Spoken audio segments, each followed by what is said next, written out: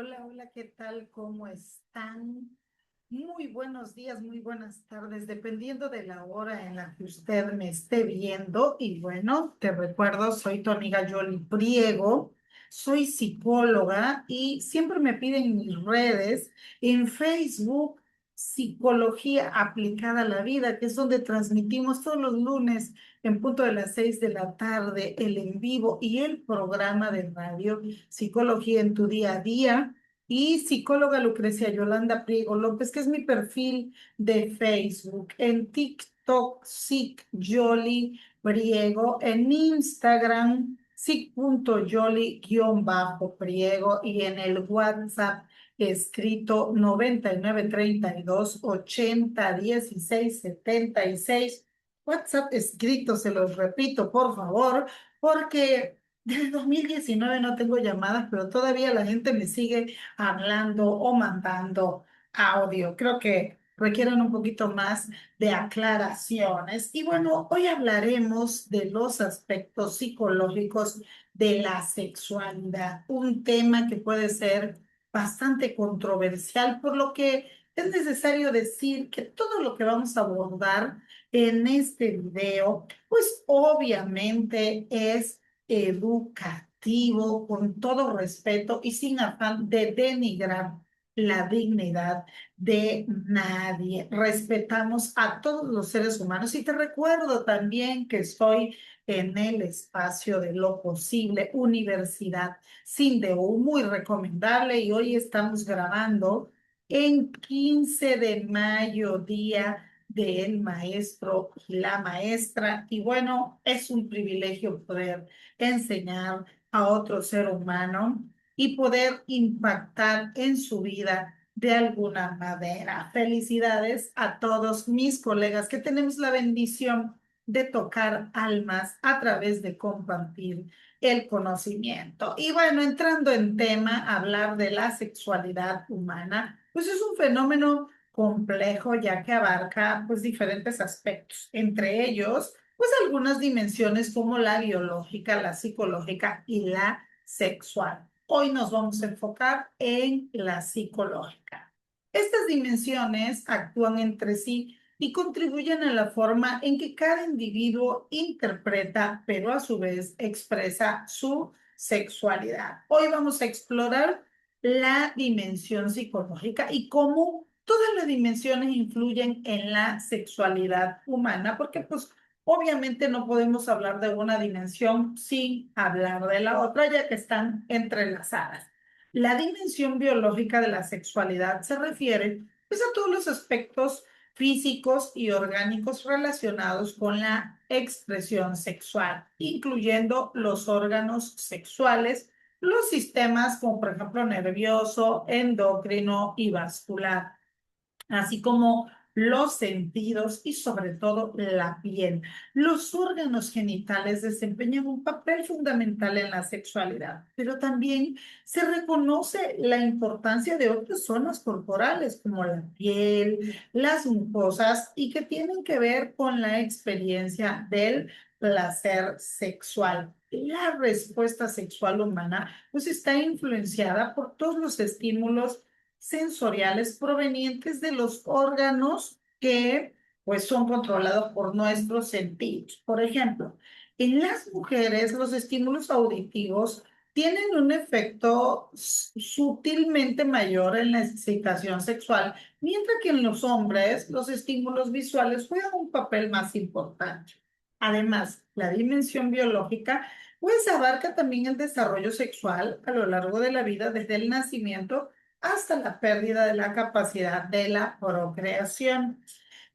Hablando de dimensión psicológica y sexual, pues obviamente nos referimos a las actitudes, creencias, emociones, experiencias individuales y sociales que influyen en la expresión de la sexualidad.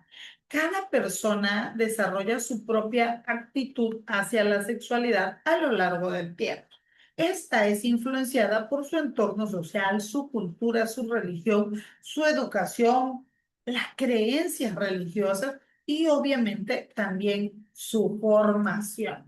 Desde la infancia, las actitudes hacia el sexo, pues se basan en lo que se aprende de los padres, de los educadores, de los compañeros, del entorno social, porque este entorno tiene un impacto importante en la actitud y la conducta sexual de cada individuo. Los problemas sexuales pueden generar ansiedad, inseguridad, incluyendo miedo al fracaso, tanto en el individuo como en la pareja. La dimensión psicosocial de la sexualidad es fundamental para comprender el origen de los trastornos sexuales. La sexualidad humana integra factores psicológicos, emocionales y sociales que influyen en la identidad, las relaciones y sobre todo en el bienestar emocional. La sexualidad no se limita al acto sexual, sino que abarca emociones, pensamientos, actitudes y experiencias personales que moldean cómo una persona vive su sexualidad y se relaciona con los demás.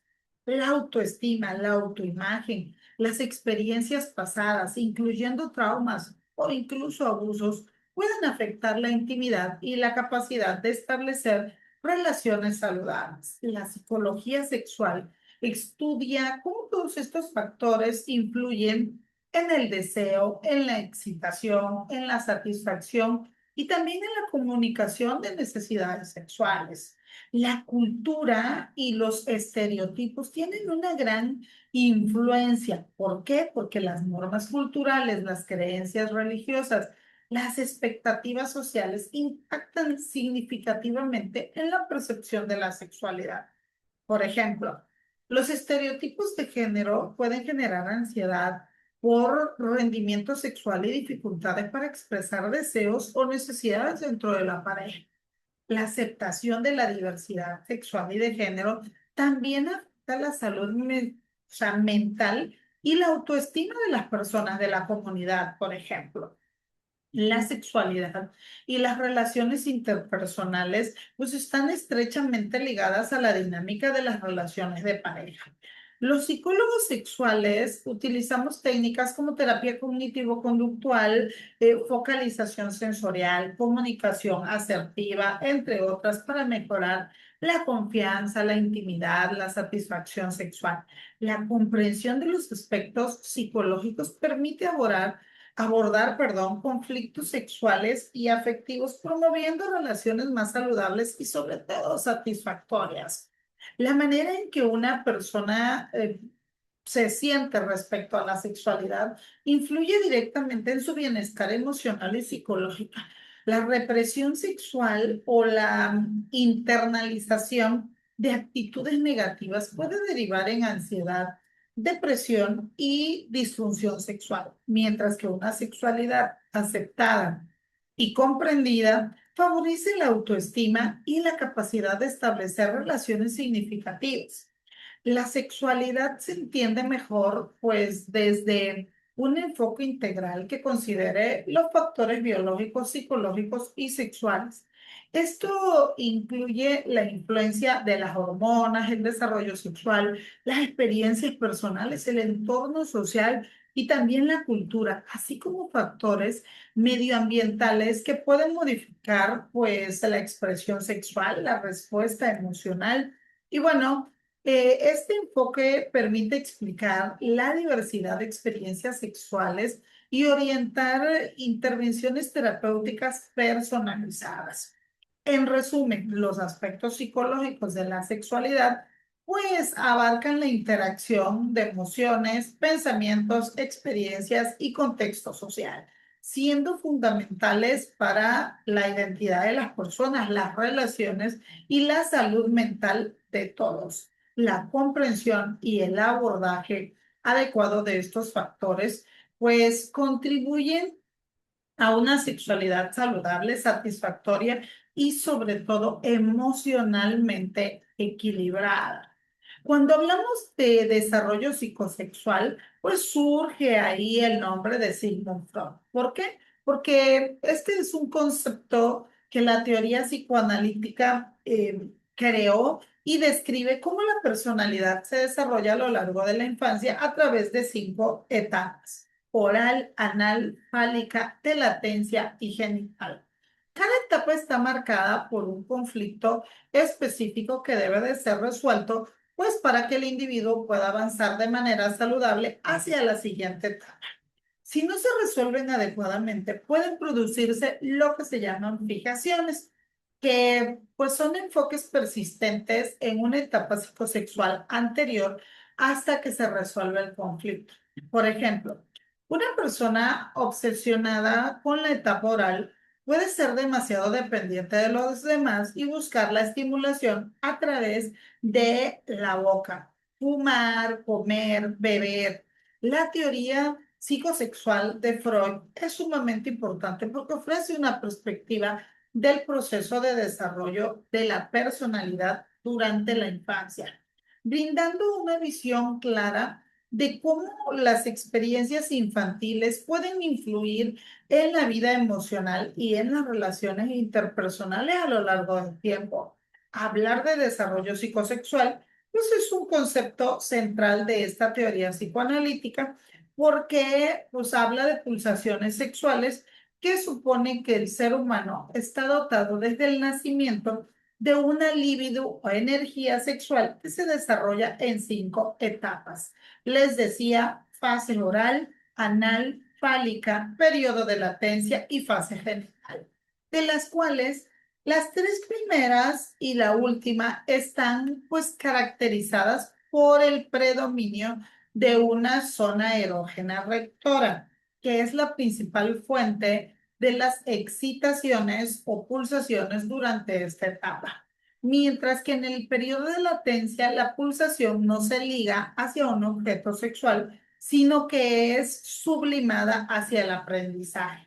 La pulsión es constante y dinámica. Su fuente es insaciable y busca constantemente la descarga tanto por vía directa como por rodeos. Bueno, Freud creía que si el niño padecía una frustración sexual en cualquier punto del desarrollo psicosexual, podía experimentar ansiedad y existía la posibilidad de que ésta se prolongara hasta la edad adulta como una neurosis o un trastorno mental funcional. Freud también observó que durante las diferentes etapas de desarrollo en la primera infancia, el comportamiento de los niños se organizaba en torno a las excitaciones procedentes de determinadas partes del cuerpo. Por ejemplo, la boca durante el amamantamiento o el ano durante la enseñanza del control de esfínteres. Argumentó que la neurosis adulta tiene sus raíces en la sexualidad infantil y que por lo tanto las conductas adultas neuróticas eran expresiones de sus fantasías y deseos sexuales.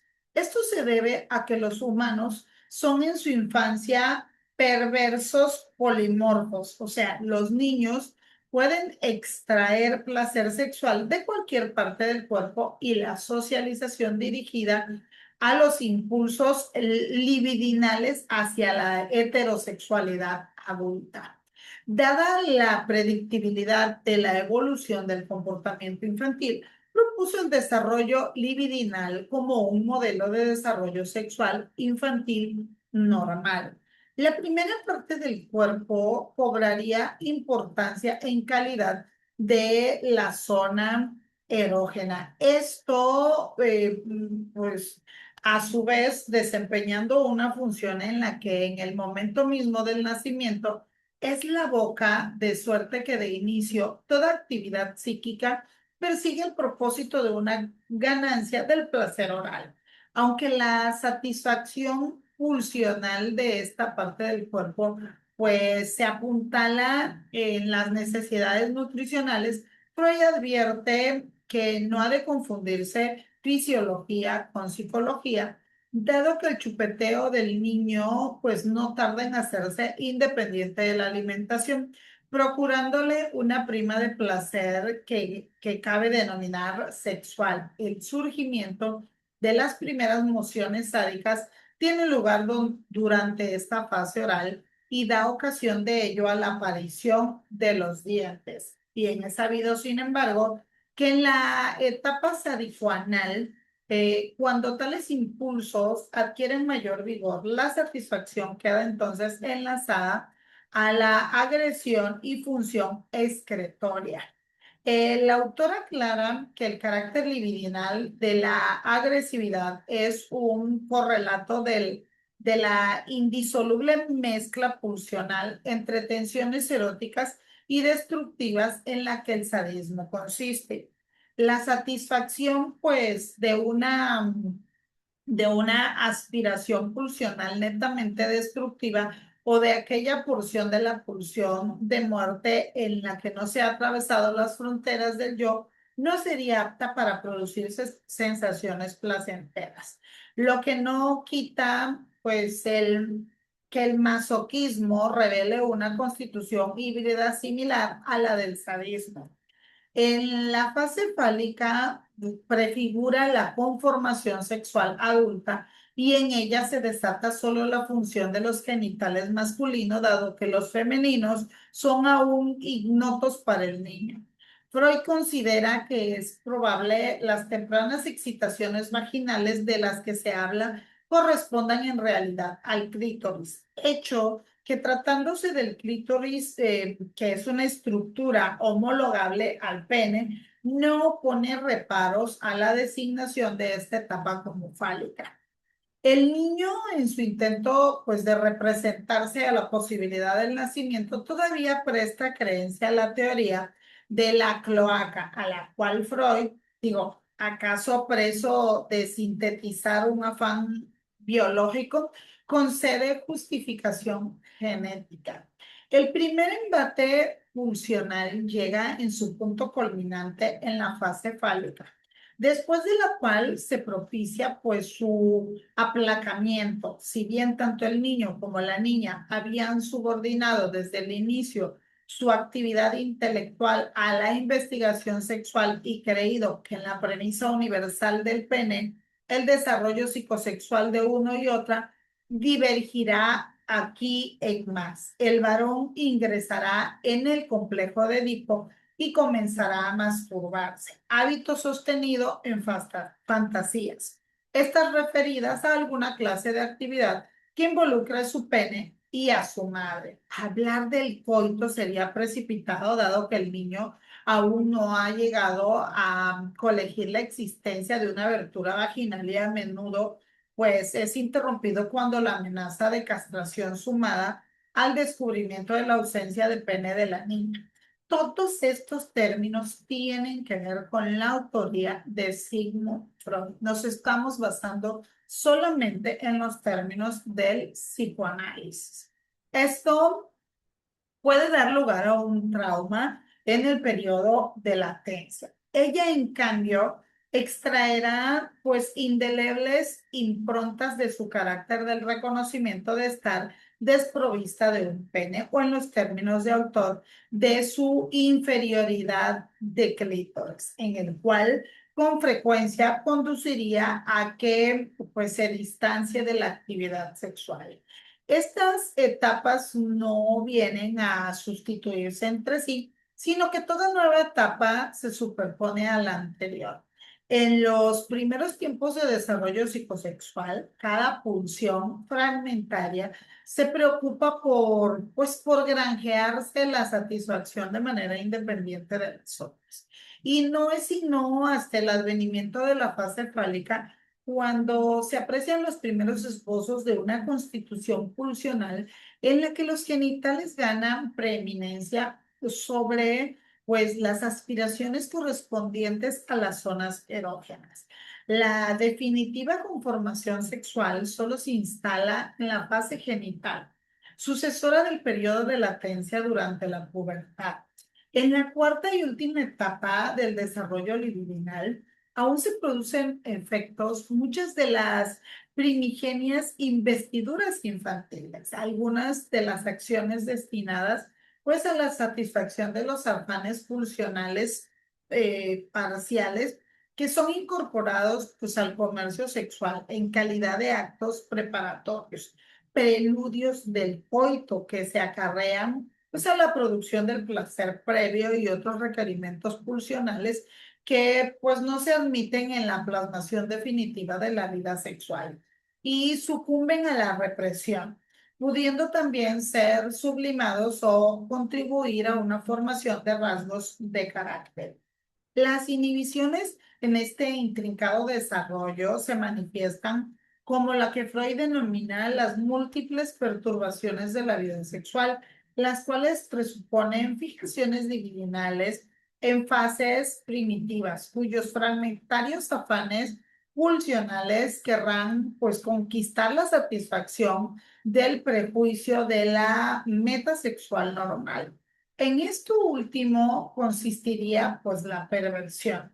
Lo más habitual es que los procesos necesarios para alcanzar una constitución normal, vamos a decirlo así, sí se ejecutan de manera perfecta, pues de suerte que el resultado habrá de ser analizado en términos de un relativo fracaso o éxito para tales procesos, cobrando así gran importancia el factor cuantitativo. Una consumación parcial permitiría una instauración de la genitalidad que se vería, pues, empero empobrecida debido, pues, a la incapacidad de buena parte de la libido para sustraerse de las fijaciones y al menoscabo que ello representaría para la síntesis pulsional. Esto también provocaría que en caso de que el individuo encuentre obstáculos que afecten sus posibilidades de satisfacciones genitales, la libido tienda a regresar a posiciones pregenitales de origen infantil. Freud agrega que los fenómenos, sean normales o no, han de ser analizados tanto desde una perspectiva dinámica como desde una económica. Concerniendo esta última a la distribución cuantitativa de la libido y que las perturbaciones de las que el psicoanálisis se venía ocupando hallan su etiología en la primera infancia del individuo. Y bueno, las necesidades orales deben de satisfacerse en la fase oral chutándose el dedo. La primera etapa del desarrollo psicosexual pues es la fase oral y esta pues se extiende desde el comienzo de la vida hasta pues el desarrollo del primer año de edad. En esta etapa el ello es la instancia psíquica que denomina, ya que ni el yo ni el super yo están totalmente diferenciados aún. La experiencia clave en la fase es pues, lo que llamamos el destete, cuando el niño pierde mucho del íntimo contacto físico inicial con su madre y esto da lugar al primer sentimiento de pérdida. En la fase anal, pues del desarrollo psicosexual, el foco de la energía pulsional o la zona erógena mueve desde el tracto digestivo superior al final inferior y el ano. Esta fase dura desde aproximadamente el mes número 15 hasta el tercer año de vida. Durante la misma formación, pues, del yo continuado. De acuerdo a esta teoría, pues la experiencia más importante durante esta etapa es el entrenamiento de la higiene personal. Y bueno, la fase fálica eh, es la tercera etapa del desarrollo y abarca desde los 3 a los 6 años en los cuales los genitales del niño pues son su principal zona erógena. En esta tercera etapa del desarrollo infantil, los niños se vuelven conscientes de su propio cuerpo, los cuerpos de otros niños y los cuerpos de sus padres y satisfacen la curiosidad física por desnudarse y explorarse entre sí los genitales y aprender de la sexualidad física. Inicialmente, Freud aplicó igualmente el complejo de Edipo al desarrollo psicosexual de niños y niñas, pero luego desarrolló pues los aspectos femeninos en la teoría como la actitud femenina de Edipo y el complejo de Edipo negativo. Sin embargo, pues, los alumnos fueron los que vinieron a hacer. En especial Carl Jung, quien pues acuñó el término complejo de Electra en 1903. No obstante, Freud rechazó ese término de Jung como psicoanalíticamente inexacto. Lo que hemos dicho sobre el complejo de Edipo se aplica con rigor completo solo al hijo varón y tiene pues razón en rechazar el término complejo de Electra, que busca destacar la analogía entre la actitud de los dos sexos. La competencia psicosexual no resulta por el padre del sexo opuesto. Esto puede producir una fijación de fase fálica que dará lugar a una mujer adulta que continuamente se esfuerza por superar a los hombres. O sea, esto se puede ver interpretado como una envidia del pene o bien como una mujer extraordinariamente seductora que coquetea o como una mujer eh, inusualmente sumisa con baja autoestima. En un niño, en una etapa de fijación fálica, podría llevarlo a convertirse en un hombre pues excesivamente ambicioso y vanidoso. En general, el complejo de Edipo es muy importante para el desarrollo del superyo, ya que a través de la identificación de uno de los padres, el niño internaliza la moral y la consecuencia de la elección de cumplir las normas sociales en lugar de tener que cumplirlas mediante el acto reflejo por miedo o castigo. El complejo de Edipo en el niño, bueno, sin dejar de reconocer la importancia de las impresiones dejadas por experiencias accidentales en el curso del desarrollo de un individuo, Freud hace mayor hincapié en otra que todos los niños habrían de atravesar y que no dependería entonces de lo contingente, dado que es consecuencia del largo periodo que viven bajo la protección de sus padres, a saber del complejo de Edipo, y estamos hablando de un personaje mitológico helénico que tras asesinar a su padre contrae matrimonio con su madre. Esto el niño encuentra, o sea, eso refleja el hecho de que el niño encuentra su primer objeto erótico en el pecho de la madre. De suerte que el amor nacería apuntando a la satisfacción de la necesidad de alimentarse. Cuando el varón ingresa en la fase fálica, comienza a prodigarse sensaciones placenteras a través, por ejemplo, de la masturbación y fantasea con la idea, dice Freud, de poseer a su madre y muestra orgullo en la posición de un pene.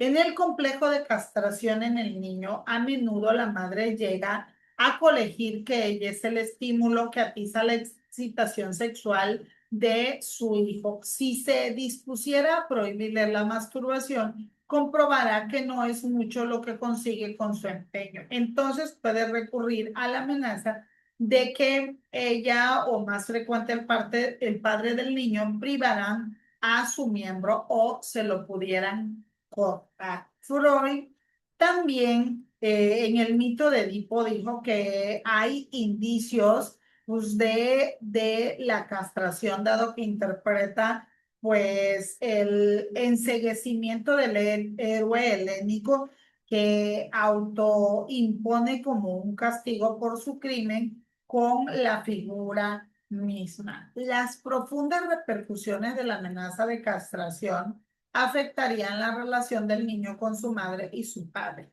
más tarde con las mujeres y los hombres en su conjunto.